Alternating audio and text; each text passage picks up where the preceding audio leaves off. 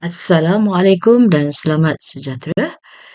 Kita akan melihat topik seterusnya, cahaya dan optik.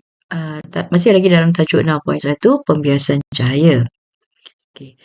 Standard pembelajaran kita pada pagi ini adalah 6.1.2, menerangkan indeks biasan ataupun simbolnya adalah N. Jadi mengikut definisi indeks biasan simbol N menentukan darjah pembengkokan alur cahaya apabila cahaya merambat dari vacuum ke suatu medium. Kan kita dah belajar pembiasan adalah satu fenomena yang berlaku apabila cahaya merambat melalui dua medium yang berbeza ketumpatan di mana hal laju cahaya akan berubah. Jadi apabila terjadi demikian, arah cahaya yang lurus akan bengkok.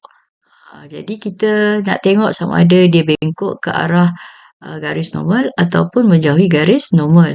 Jadi kebengkokan tu, darjah kebengkokan itu adalah disebabkan oleh media yang berbeza.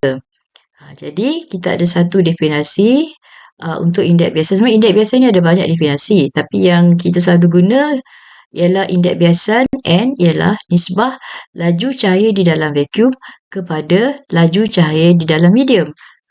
Jadi kita boleh tulis dalam bentuk formula N sama dengan laju cahaya dalam vacuum bagi laju cahaya dalam medium.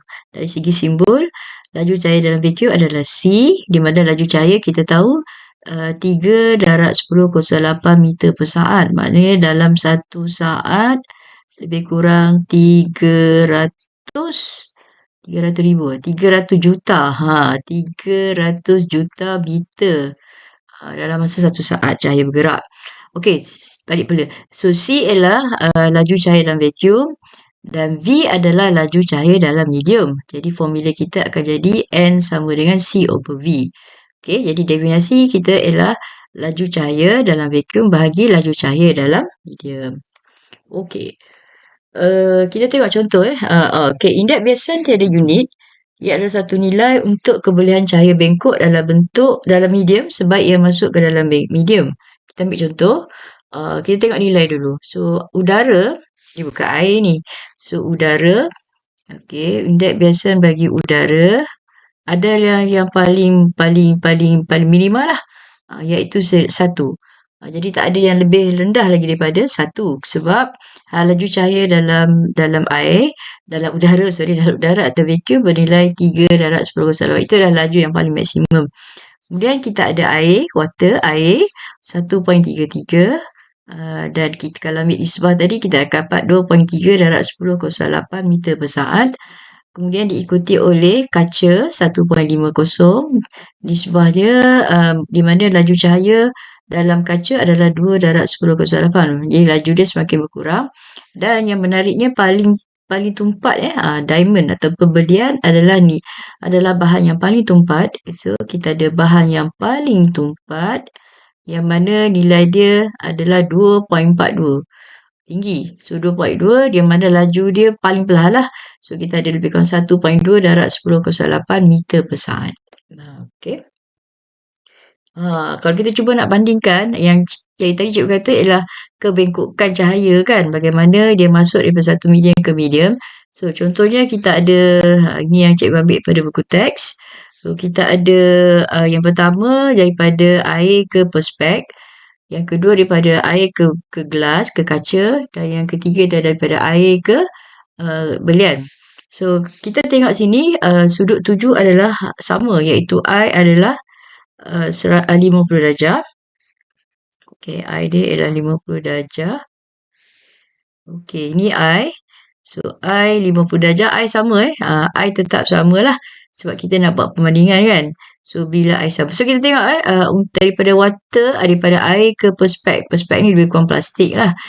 Okey, dia akan bengkok arah normal lah sebab dia daripada lebih tumpat daripada kurang tumpat ke lebih tumpat. Jadi dia akan bengkok mendekati garis normal dan kita dapat nilai dia ialah 42.8. Kemudian daripada sudut yang sama juga cahaya ni daripada bahan yang sama dia akan bergerak masuk ke kaca. Nampak tak sudut dia semakin berkurang menunjukkan dia lebih bengkok lah. Lebih bengkok kerana apa? Kerana kaca ni lebih tumpat berbanding dengan air.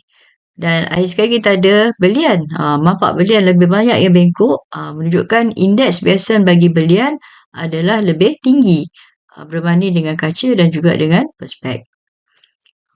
Okey. Lupa nak tunjuk So, indeks biasan bagi air adalah 1.33. Bagi perspek adalah 1.50. Bagi yang kedua pula, air tetap sama 1.33. Gelas atau kaca adalah 1.66. Kemudian bagi diamond atau belian, intan 1.3 untuk air dan jadi 2.5. Jadi lebih tinggi N, lebih tumpat bahan tersebut, lebih tinggi indeks biasan atau N, maka dia akan sudut biasannya lebih paling banyak lah kerana dia lebih banyak ataupun lebih bengkok mendekati garis normal. Okey, kita baca sini lah. Intan mempunyai ketepatan optik yang paling besar, oleh itu indeks biasan intan paling besar. Jadi ketepatan optik tinggi, indeks biasan besar. Jadi N dengan ketumpatan adalah berkadar terus. Cahaya paling banyak bengkok dalam intan berbanding kaca dan perspek. Itu yang kita dapat kesimpulan lah. So, sekali lagi lagi tumpat bahan itu, ketumpatan optik lah. Lagi tumpat, lagi tinggi indeks biasan, makin lagi tinggi cahaya yang bengkok lah mendekati garis normal. Okey. Kita stop di sini dulu. Kita akan sambung pada standard pembelajaran yang seterusnya. Dan kita jumpa lagi, insya-Allah.